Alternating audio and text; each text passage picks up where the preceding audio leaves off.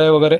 आणि दुसरं साईन म्हणजे त्यांचे पाय, पग मार्क्स, त्यांचे जे पग मार्क्स किंवा काय ज्याला फुटप्रिंट्स काही म्हणू शकतो आपण, हे बघू शकता तुम्ही इथे. हा इथे एक आहे, हा आत्ता मी पाय दिल्यामुळे कमी झाला आहे. हा इथं आहे. असे जर शोधत शोधत गेलो तर सगळीकडे त्यांचे फुटप्रिंट्स दिसतात. बघा हा इथं पण एक आहे. अजून तुम्हाला जर सॉलिड फुटप्रिंट्स, हे बघा हा एक, हा एक, असे सॉलिड फुटप्रिंट्स त्यांचे चांगले दिसतात. बघत शोधत शोधत गेलो की दाखवतो तुम्हाला मी. एक मिनट, हां एक मिनट आहे. हे बघा, हे बघा, थांब थांब, हे बघा, हे इथं बघा, हे डुकरांचे पायाचे ठसे आहेत. आपल्याला त्यांची सुद्धा बंदोबस्त करायला लागणार आहे. कसा करायचा, तर ही सगळी कुंपण सील करायला लागणार आहे, त्याशिवाय ते याचे थांबणार नाहीत.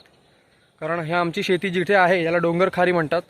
इकडे डुकरांचं प्रमाण खूप आहेच, हे आम्हाला आधीच आमच्या आजूबाजूचे शेतकरी आणि गावातले लोक जे इकडे शेती करतात त्यांनी सांगितलेलं होतं.